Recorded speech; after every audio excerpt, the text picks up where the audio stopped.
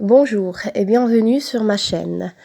Je suis très heureuse de vous revoir pour une nouvelle vidéo.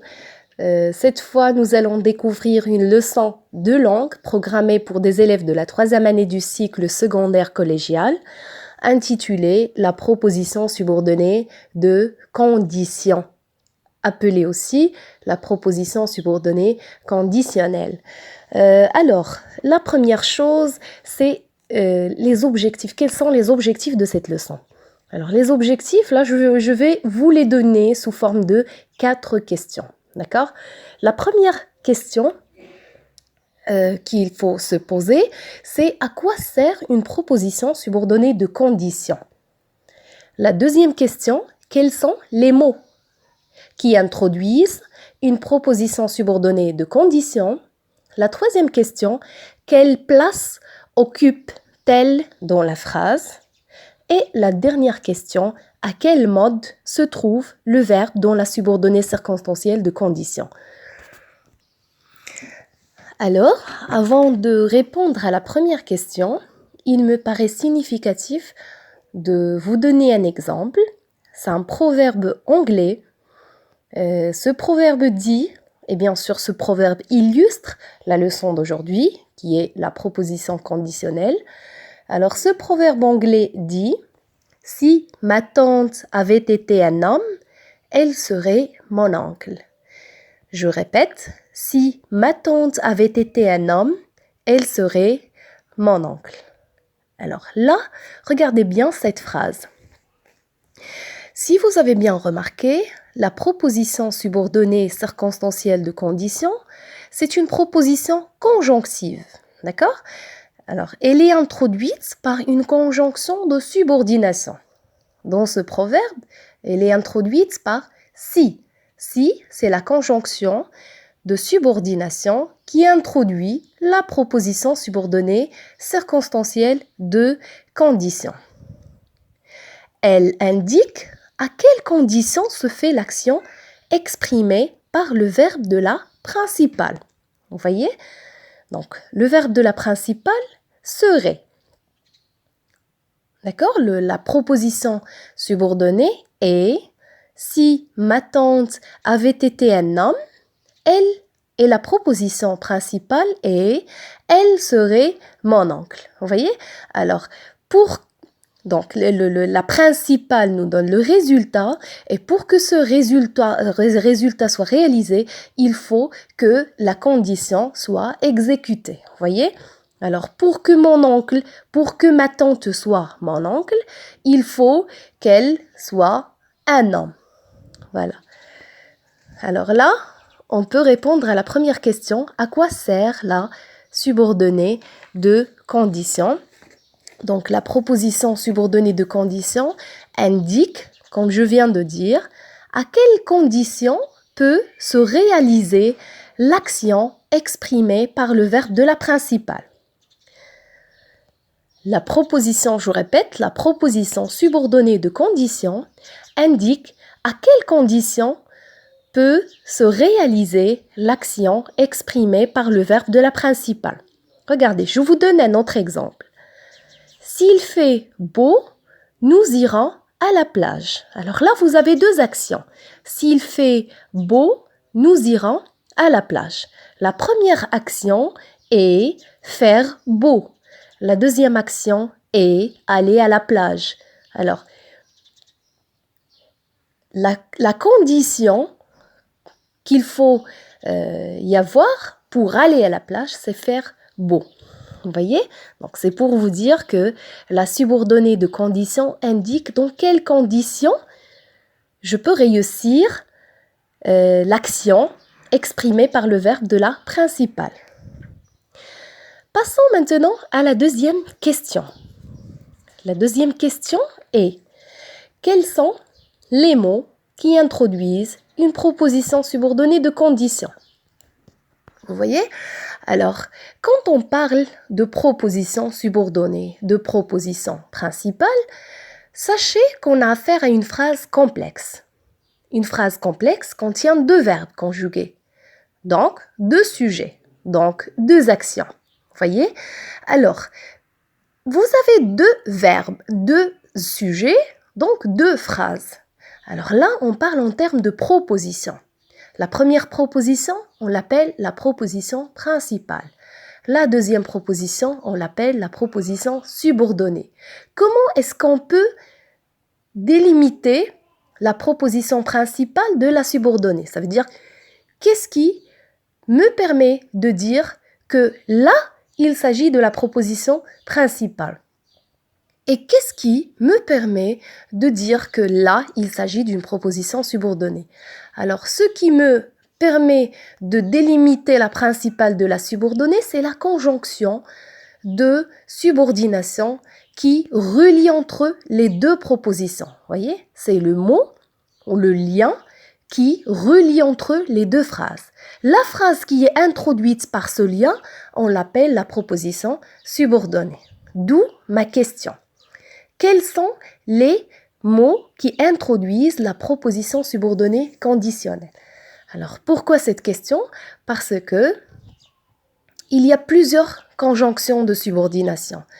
Et c'est la nature de cette conjonction qui me permet de dire que telle proposition est de nature, par exemple, temporelle, conditionnelle, elle exprime la concession, la cause, la conséquence, vous voyez, donc il faut chercher la nature de la conjonction, c'est ce qui me permet de dire que la proposition subordonnée est de tel type.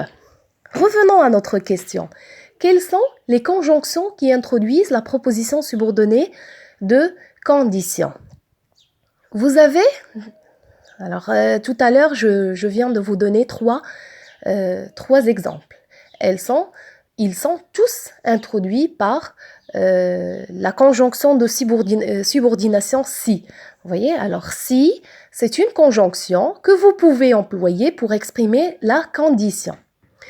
Vous avez d'autres locutions conjonctives. Exemple, donc parmi d'autres, bien sûr, il y en a beaucoup, mais parmi d'autres et parmi les conjonctions les plus utilisées, vous avez à supposer que, au cas où, dans le cas où, à condition que, à moins que, pourvu que, suivant que, en admettant que. C'est dire, vous voulez exprimer la condition, vous pouvez utiliser ou vous devez utiliser l'une de ces conjonctions ou l'une de ces locutions conjonctives. C'est bien. Passons maintenant à la question numéro 3 ou l'objectif numéro 3. Là, tout à l'heure, on vient de comprendre ou de savoir comment délimiter la principale de la subordonnée. Et là, je vous pose la question suivante. Quelle est la place qu'occupe une proposition subordonnée de condition dans une phrase? Ça veut dire, est-ce qu'elle est placée au début, ça veut dire qu'elle précède la proposition principale ou elle la suit? Alors, sachez qu'une proposition subordonnée de condition est mobile.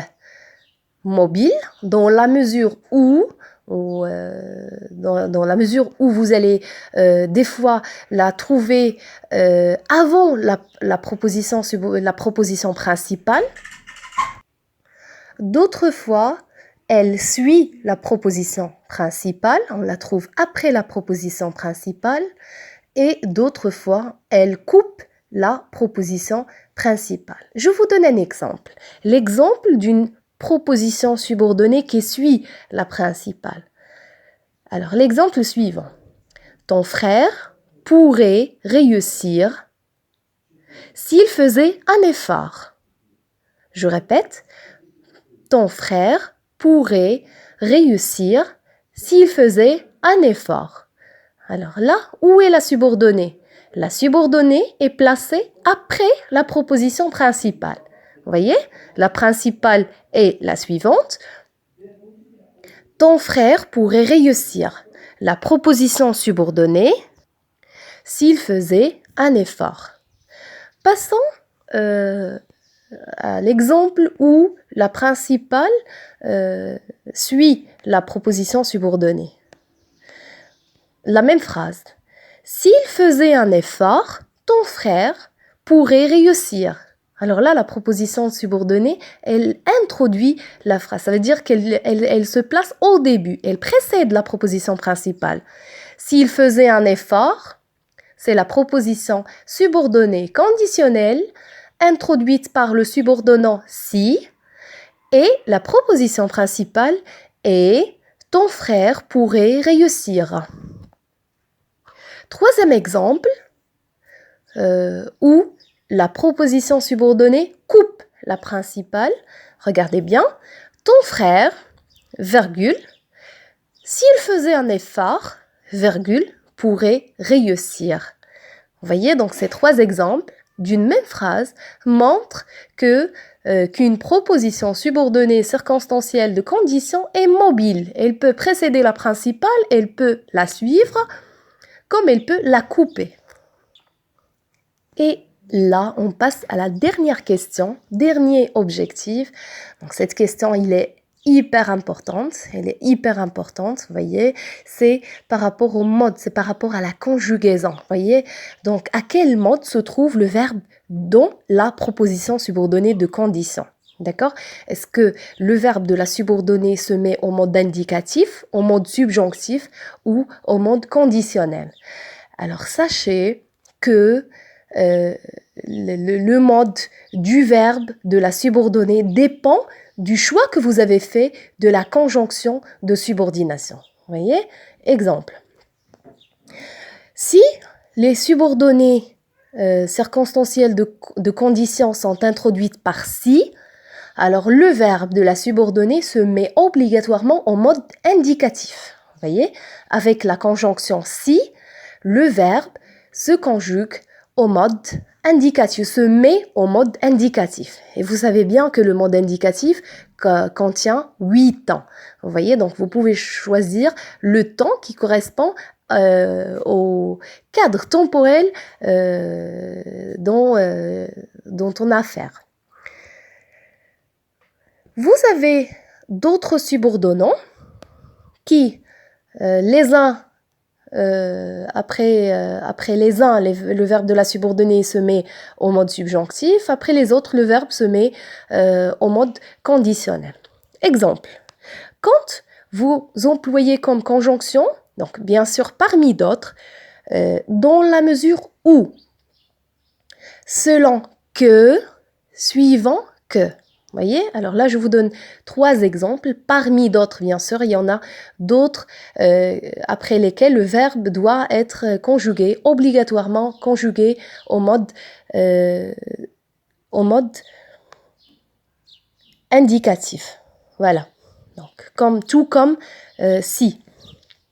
Dans la mesure où, selon que, suivant que. Exemple. Selon que vous serez puissant ou misérable, les jugements de cour vous rendront blanc ou noir. C'est une citation prise de l'une des œuvres littéraires de La Fontaine. Je répète l'exemple. Selon que vous serez puissant ou misérable, les jugements de cour vous rendront blanc ou noir. La conjonction employée ici, c'est selon que. Remarquez bien qu'il s'agit du verbe être. Il est conjugué au futur simple. Et donc, le futur simple, ça fait partie des temps du mode indicatif. Voilà. Passons maintenant au mode subjonctif. Alors, parmi les conjonctions après lesquelles le verbe de la subordonnée se met obligatoirement au mode subjonctif, vous avez à supposer que, à moins que, pourvu que. Donc, voici 3 exemples parmi d'autres après lesquels le verbe doit être obligatoirement conjugué au mode subjonctif. À supposer que, à moins que, pourvu que. Pour peu que. Vous voyez? Et bien d'autres exemples. Exemple. Pour peu que vous soyez en retard, il sera déjà parti. Je répète. pour peu que vous soyez en retard, il sera déjà parti. Donc, la conjonction utilisée dans cette phrase est pour peu que. Le verbe, c'est le verbe être. On l'a conjugué au mode subjonctif. Soyez, que vous soyez. Donc, exemple d'une conjonction après laquelle le verbe de la subordonnée est au mode subjonctif. Passons maintenant au troisième exemple de conjonction après lesquels le verbe se met au mode conditionnel cette fois. Exemple, au cas où, dans le cas où, quand bien même. Voyez? Au cas où, dans le cas où, quand bien même, etc. Il y a d'autres exemples, bien sûr. Donc, exemple de phrase, au cas où il téléphonerait, dites-lui que je suis parti. Au cas où, c'est la conjonction. Il téléphonerait, le verbe téléphoner est conjugué au mode conditionnel présent. Dites-lui que je suis parti. Voici tout pour cette leçon de langue sur la proposition subordonnée de condition. J'espère que vous l'avez comprise